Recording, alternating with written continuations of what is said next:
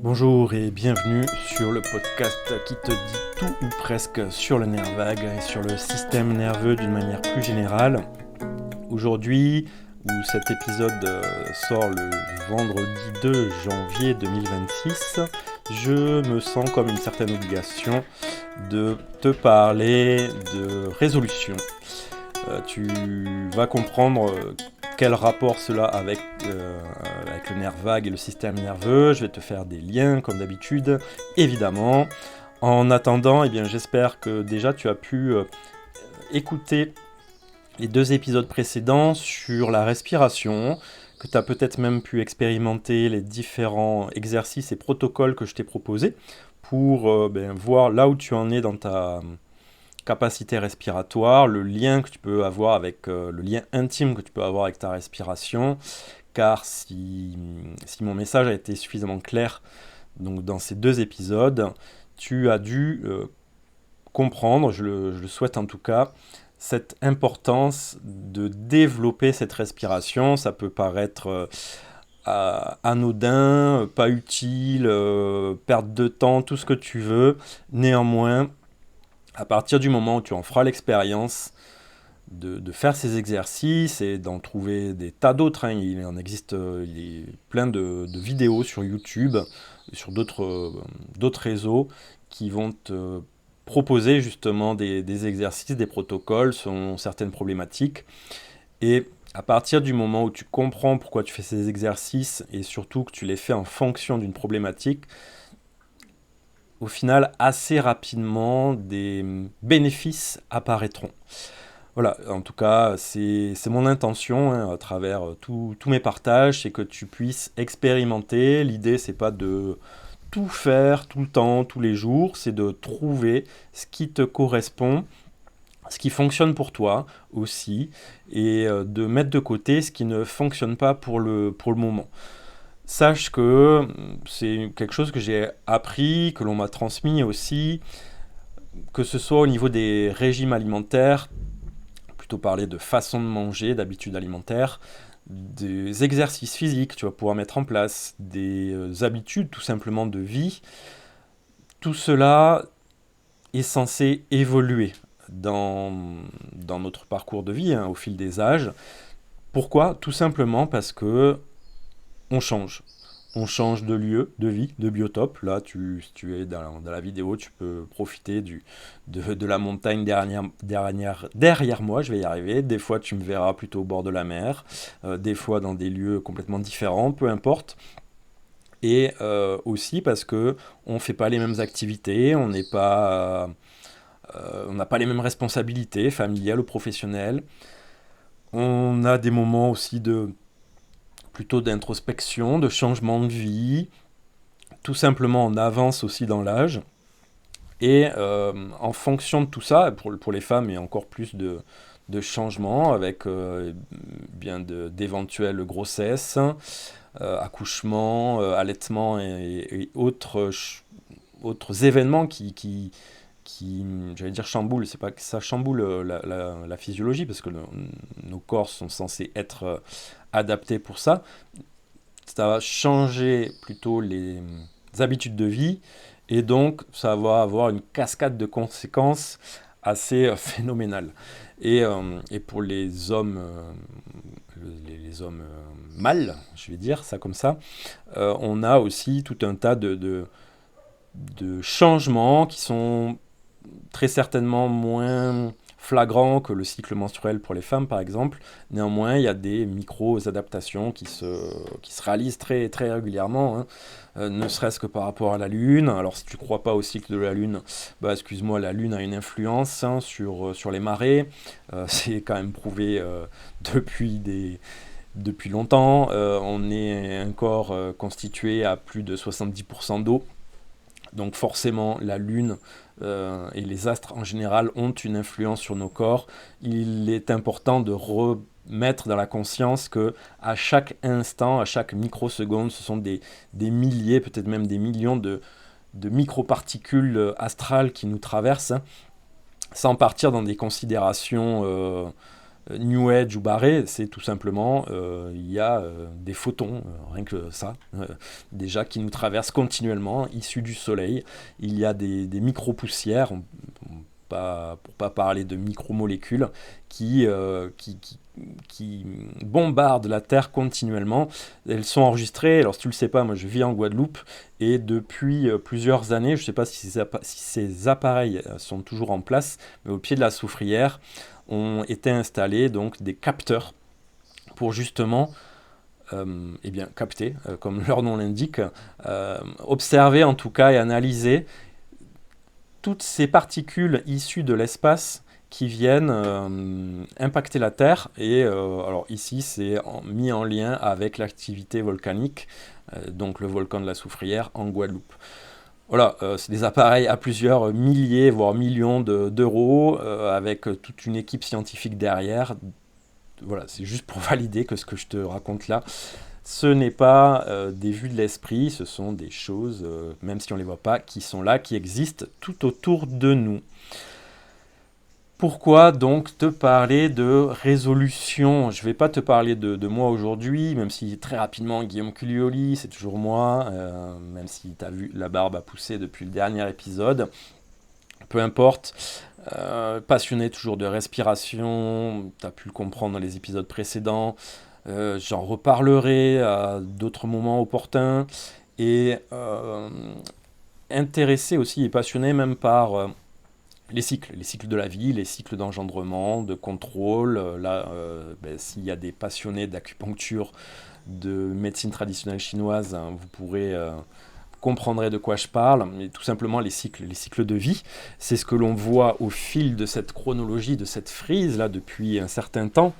Et aujourd'hui, donc, on est dans un cycle, le cycle de fin d'année, de nouvel an, de fête de Noël, tout ça, tout ça. Je ne vais pas m'étendre sur ces choses-là parce que ce ne sont pas des fêtes qui m'importent plus que ça. J'apprécie de les passer en famille quand c'est le cas. Néanmoins, je n'y octroie pas beaucoup plus d'énergie que cela. Tout simplement parce que, je ne vais pas parler de Noël, mais le jour de l'an ne correspond à rien du tout. C'est une date sur le calendrier, alors je vais faire mon chieur, mon emmerdeur, mais c'est toutes les considérations qui vont s'appuyer sur le calendrier géorgien n'ont de valeur que le calendrier géorgien. Ça ne s'appuie sur rien du tout de la nature en fait. Ce qui est vraiment important pour moi et qui a du sens et sur les choses sur lesquelles je vais m'appuyer, ce sont bien toutes les sciences qui justement s'appuient sur les différents cycles qui nous entourent. Et à ce titre, le calendrier chinois, lunisolaire, on peut faire énormément de distinctions, je vais être bref là-dessus aussi parce que c'est très complexe, pardon, et je pourrais y passer beaucoup de temps. Néanmoins, juste il faut savoir qu'en Chine, il existe plusieurs façons de calculer le temps. Il y a une façon plus administrative pour simplifier les choses et que un peu tout le monde s'y retrouve, comme on aurait le calendrier géorgien, ils ont leur propre calendrier, et on a surtout traditionnellement un calendrier lunisolaire. On peut aussi observer les choses d'une manière totalement axée sur les cycles de la Lune ou les cycles du Soleil. Il existe différentes approches, différentes méthodes, hein. J'en ai parlé très rapidement dans un épisode précédent. C'est un cycle de vidéos que je propose aussi à acquérir, où ce sont des pratiques qui s'appuient sur les cycles du Soleil. Va savoir comment les anciens Chinois, les taoïstes, ont observé que le Soleil avait un cycle de 15 jours, ça avait une influence sur la Terre, ça avait donc une influence sur l'homme, sur l'humain en général. Et donc ils ont déployé toute une approche comme ça qui était d'abord sur l'agriculture, parce qu'ils se sont rendus compte que les paysans qui suivaient ces cycles avaient des meilleurs rendements et des meilleures récoltes, et des meilleures conservations de leurs denrées alimentaires, et d'un point de vue santé aussi. Et les personnes qui se détournés de ces cycles-là, eh bien, avaient plus de problématiques dans leur champ et aussi des problématiques de santé et de bonne ou mauvaise augure, comme on dit en Chine, c'est-à-dire de chance ou malchance. Et pourquoi j'en viens à parler de tout ça? Tout simplement parce que eh bien, les résolutions, les bonnes résolutions, comme on dit, que l'on prend dès le 1er janvier, excusez-moi, je buvais un coup, ne s'appuient calendériquement parlant sur rien du tout, sur rien de concret. Et c'est pour ça que souvent ça ne marche pas. Je vais étendre mon propos. Un petit bémol par rapport à ça, depuis maintenant quelques années, il existe le Dry January, excusez-moi mon anglais très approximatif, le mois de janvier sans alcool. Et ça fonctionne. Pourquoi ça fonctionne? Parce qu'il y a une espèce de ferveur qui a pris ce mouvement, ce mouvement a été pris d'une certaine ferveur, je vais plutôt l'exprimer comme ça, et souvent autour de soi, de nous, on connaît des personnes qui se lancent là-dedans, et en fait, les gens qui font cette espèce de jeûne d'alcool pendant le mois de janvier, eh bien, se lancent des défis, les uns les autres, à soi-même, et en fait, on est porté. On se sent soutenu parce qu'on sait qu'il y a plusieurs de nos connaissances peut-être qui le font, et quand bien même, il y a plusieurs, peut-être dizaines de milliers de personnes à travers la planète qui font cela. Et ça a son importance parce que ça soutient l'engagement, la motivation et donc la durée de la résolution. À part ça, arrêter de fumer au 1er janvier, arrêter de manger des sucreries, perdre du poids, refaire du sport, je ne sais quelle autre résolution, ça tient pas. Et je vais te dire pourquoi. Tout simplement parce que c'est mal compris. Voilà. Déjà, il faut comprendre c'est quoi, ça veut dire quoi résolution. Une résolution, si on revient à l'étymologie, c'est très simple, c'est des maths. Résolution, on résout un problème, on résout une équation. Donc, si je reviens à ma première définition, résolution, résoudre un problème. Quel problème on veut résoudre?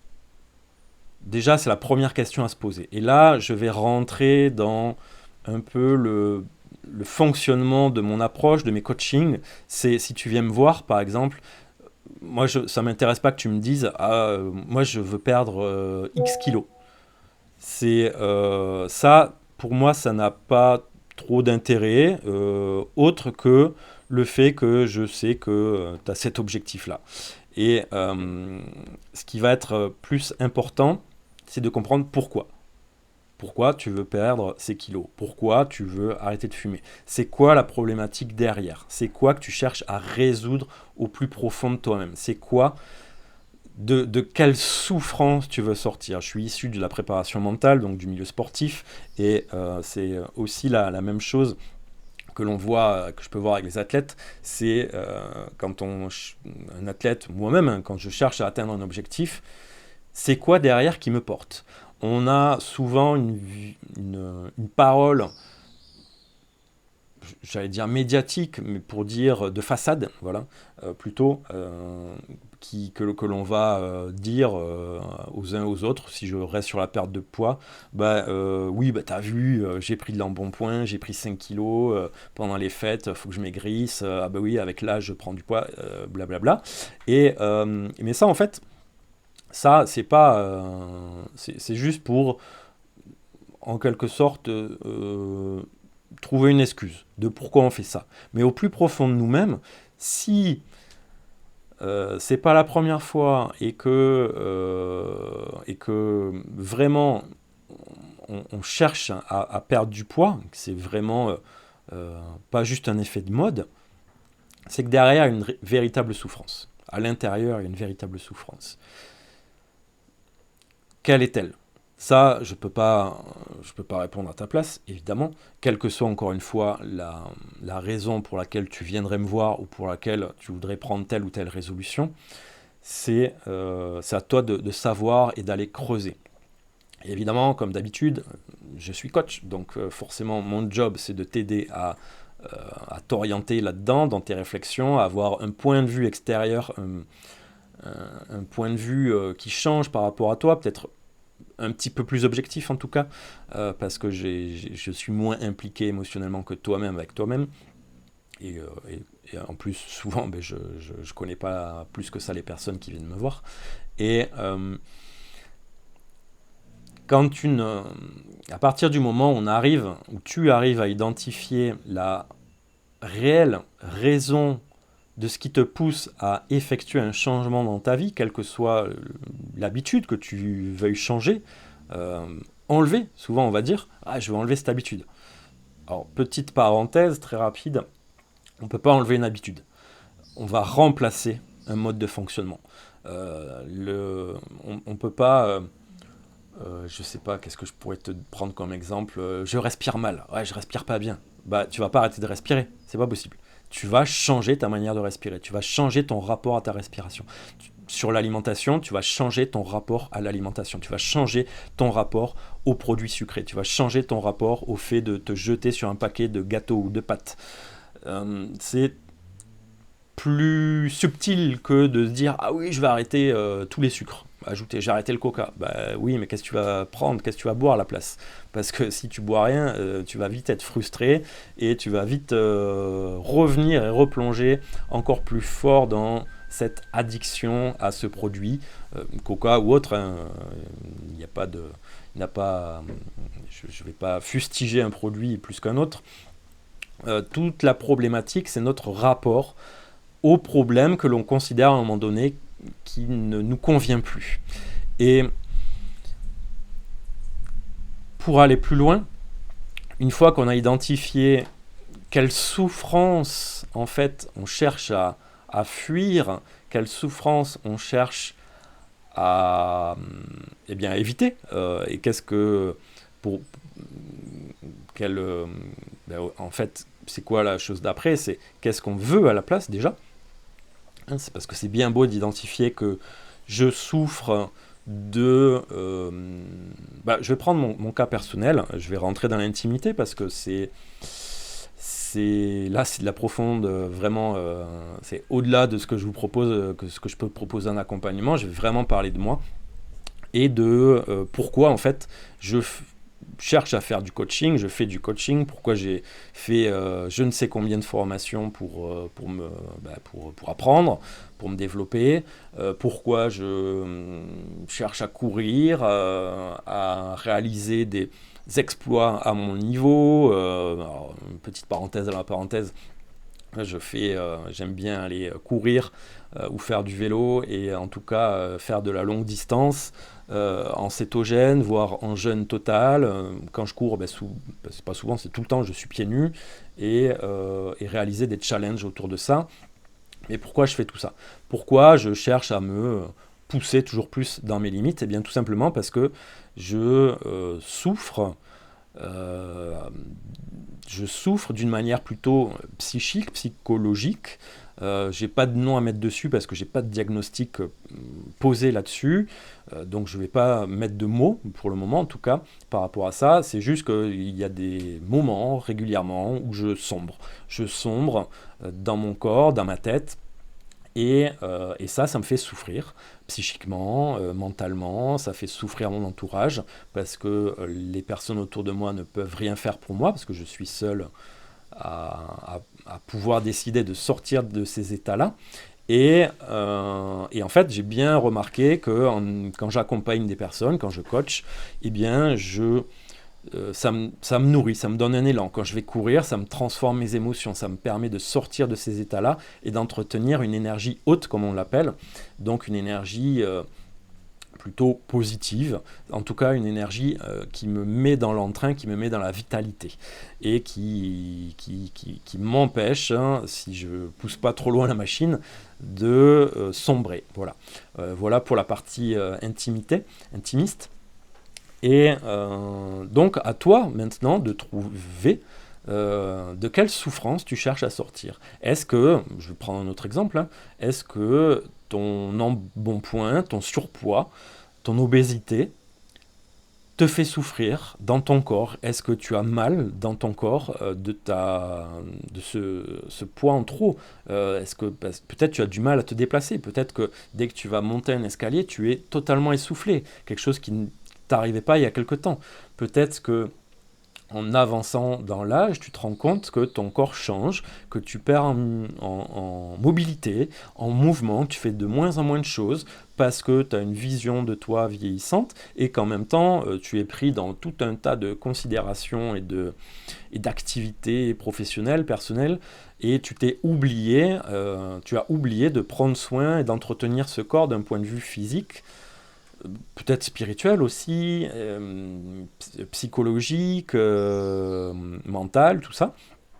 Et tu en souffres. Tu souffres de ne plus avoir la même énergie qu'il y a 10 ans. Alors, d'un côté, j'allais dire c'est normal, et en même temps, tout dépend de l'âge que tu as. Mais si tu as 40 ans et que tu as moins d'énergie que quand tu en avais 30, bon, c'est sûr, on accuse peut-être un peu plus le coup que quand on avait 30 ans. Néanmoins, c'est pas normal non plus d'être totalement raplapla, à moins qu'il y ait une problématique physique, une maladie grave ou ce genre de choses. Et je parle de personnes qui sont à peu près dans des corps sains, alors sans grosse problématique de santé en tout cas, et alors, en dehors évidemment des personnes qui sont en obésité, c'est une maladie aussi. Donc, c'est quoi cette souffrance? Et souvent, je le vois, c'est les personnes que j'ai pu accompagner, au-delà des sportifs et des athlètes, je dirais des personnes du grand public, c'est une souffrance du changement. Du changement et de s'être oublié. D'avoir oublié souvent les rêves, d'avoir oublié les passions que l'on avait, d'avoir oublié les choses qui nous faisaient du bien.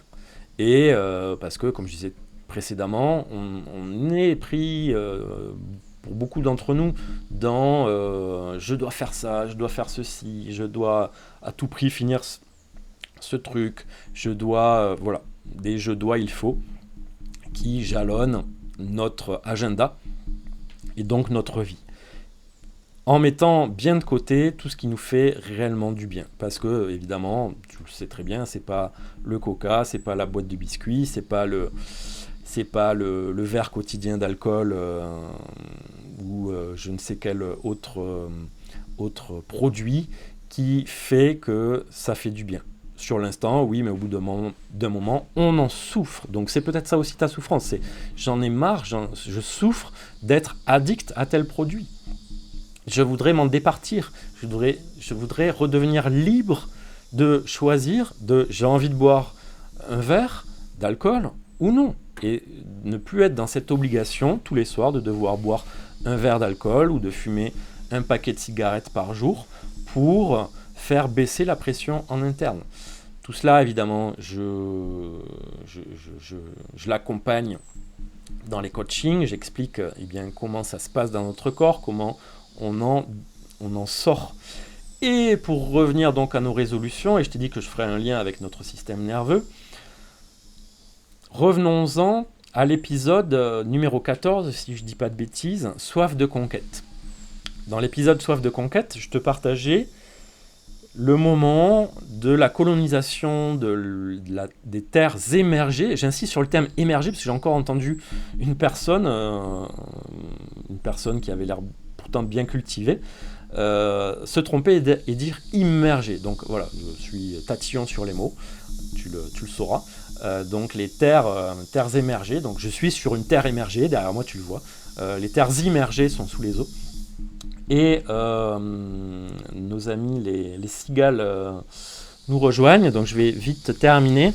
Mais dans l'épisode Soif de conquête, je te disais que pourquoi, une des théories en tout cas qui nous dit pourquoi des êtres aquatiques ont décidé d'aller explorer les terres émergées, eh bien c'est tout simplement parce qu'à un moment donné, elles avaient une problématique d'espace sur les côtes en fait, où il y avait une grosse densité d'êtres vivants, et il y avait une grosse concurrence du coup pour se nourrir, pour s'abriter, pour se pérenniser l'espèce, se développer. Et une des solutions qui a été trouvée par certaines espèces aquatiques, ça a été d'essayer d'aller changer d'espace, vivre ailleurs, fuir cet endroit où elles avaient toujours vécu pour aller expérimenter la vie ailleurs. Et là, j'imagine que ça va parler à certaines personnes, toutes les personnes qui ont fui le cocon familial, qui ont fui ces endroits où on a pu grandir, parce que c'était bien peut-être à un certain moment, puis rapidement ça l'a été moins bien, et donc on a été voir si l'herbe était plus verte ailleurs, et ça c'est une résolution de problème. Dans cet épisode, dans le Soif de conquête, ce que ces espèces ont fait, elles ont choisi consciemment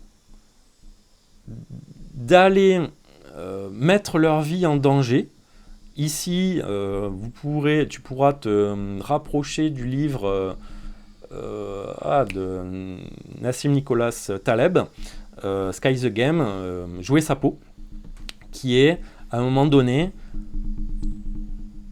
il est judicieux de se mettre en danger, dans un certain danger. C'est tous les principes de l'hormèse, c'est-à-dire que c'est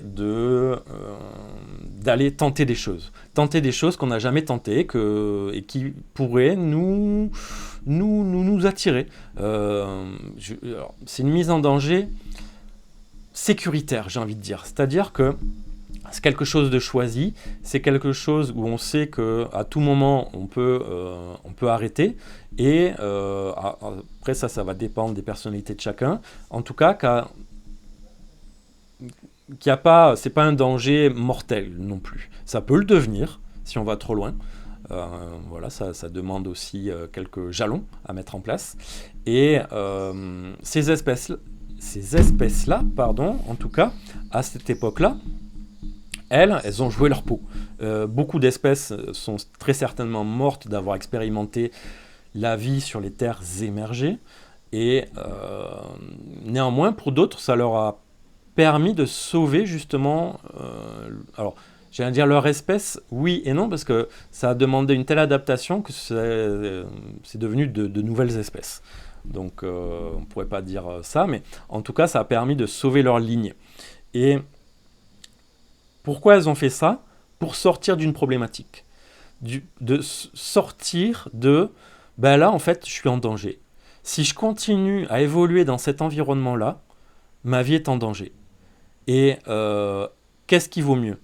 Que je choisisse le danger que je veux affronter, et dans une zone, peut-être dans un endroit que je ne connais pas, dans un environnement, dans de nouvelles habitudes, dans de nouvelles expérimentations, qui, je ne sais pas si ça va me plaire, je ne sais pas quelles implications ça va me demander.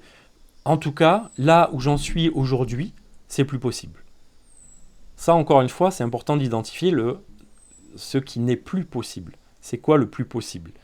C'est quoi ce profond inconfort, cette profonde insécurité qui est là à l'intérieur, qui va te pousser à choisir d'être accompagné, de faire un coaching, un accompagnement, de déménager, de quitter mari et femme et enfants, de partir à 8000 km. Moi, je l'ai fait, j'en ai complètement conscience. Beaucoup de gens de métro, comme on dit, qui ont quitté la France métropolitaine pour venir aux Antilles, ont fui quelque chose à un moment donné de leur vie sur le territoire métropolitain. Et voilà, il n'y a pas de jugement à avoir dans tout ça, hein, mais c'est important pour que ça tienne, une résolution, de comprendre l'équation en fait, tout simplement. Hein. Voilà, j'aurais pu commencer avec ça, je le termine, c'est comme ça. Comme je le disais, résolution égale problème, problème égale équation. Qu'est-ce que tu mets dans ton équation? Et si tu restes avec des X, eh bien, il va falloir que tu... Alors, je suis très mauvais en maths, donc, mais il va falloir que tu transformes l'équation pour que x égale à quelque chose, à un résultat, à une addition, une soustraction, une division, une multiplication, ce que tu veux. Mais en tout cas, à un moment donné, si tu veux que ta résolution que tu essayes de mettre en place depuis 5 ans, 10 ans, une année sur deux, des fois ça tient 15 jours. Et la rechute est pas belle. Et des fois ça tient un mois. Waouh, cool, hein, félicitations, c'est déjà ça de prix, hein. Et là la rechute, elle est encore moins belle. Parce qu'il y a tellement de frustration qui se met en place du fait de je vais enlever quelque chose et je vais mettre plus de boulot, je vais mettre plus de disputes, je vais mettre plus de défonce, je vais mettre plus de sport si je suis déjà un sportif ou une sportive. Et en fait, on va trouver une résolution, la mettre en place avec une belle intention, c'est de se faire du bien, de retrouver une certaine vitalité. Mais je t'invite vraiment à regarder, si tu as déjà ta résolution en tête, que tu souhaites la mettre en place,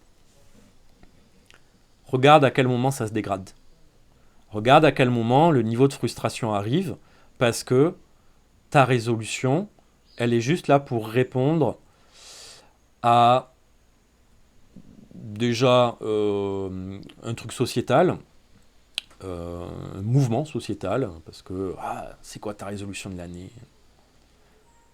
Et surtout, parce que tu as juste cherché à enlever ce qui va pas. Et tu as oublié de regarder les raisons profondes qui t'ont amené à vivre cette addiction. Souvent, ce sont des addictions qu'on cherche à enlever, ou de la procrastination, de la fainéantise, le fait de travailler comme un ou une malade. Qu'est-ce qui t'a amené à un moment donné à être si extrême? Vraiment, je t'invite à te poser cette question, à prendre le temps d'y réfléchir, à respirer là-dedans, surtout à éviter de te flageller, parce que ça sert à rien, juste à se faire mal, et plutôt d'avoir de la compassion sur, bah oui, hein, bah oui, ça fait X fois que j'essaye d'arrêter, de changer, de mettre ça en place. Bah ouais. Bah ouais, mais je savais pas en fait. Je savais pas que je souffrais autant. Je savais pas que c'était si douloureux. Et que pour cacher cette douleur, j'ai dû mettre en place tous ces, toutes ces stratégies qui au final sont tout aussi douloureuses que la première douleur que j'ai essayé de quitter.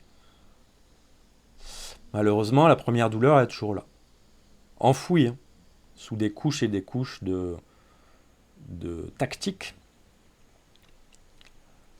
Malheureusement, à un moment donné, et j'ai l'impression que ça arrive de plus en plus vite, en tout cas à un certain âge, ça ressort. On aura beau avoir mis des couches et des couches de substrat pour bien enfouir tout ça, néanmoins ça ressort. C'est ce qu'on appelle les crises de la quarantaine, de la cinquantaine. Maintenant, elles arrivent de plus en plus tôt. Chez les jeunes générations, on l'a vu il y a quelques temps, sortis des grandes études, grosse crise. Bah ouais. Et là, de plus en plus tôt, hein, je le vois, auprès de jeunes, à la vingtaine. Grosse crise. Et tant mieux que ça arrive de plus en plus tôt parce que ça fait que un jeune de 20 ans qui prend conscience que non, ma souffrance, je vais pas la mettre sous travailler 10 heures par jour, me mettre le compte tous les jours, picoler, fumer, tout ce que tu veux, faire du sport à outrance. bah, tant mieux parce qu'ils ont plus de vitalité et donc plus d'énergie pour pouvoir basculer sur un autre mode de fonctionnement, peut-être trouver une autre formation, expérimenter d'autres choses.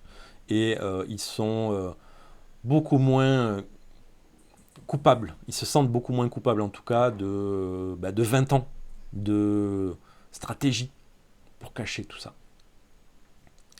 Voilà, je vais m'arrêter sur ça pour aujourd'hui.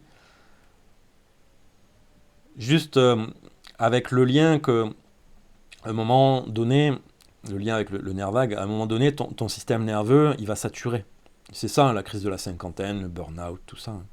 C'est que bah, la douleur, elle est là, on l'a pas entendue, on n'a pas appris à l'entendre, on n'a pas su la regarder de face, l'accueillir, la prendre dans ses bras, la considérer. C'est notre système nerveux qui a mis en place tout un tas de stratégies pour éviter de ressentir ça, parce qu'on ne l'a pas prise en charge. Pendant un certain temps, ça a très bien fonctionné. Et au bout d'un moment, en fait, c'est l'effondrement. C'est-à-dire que le système nerveux, il a saturé, il arrive à bout, il peut plus en fait.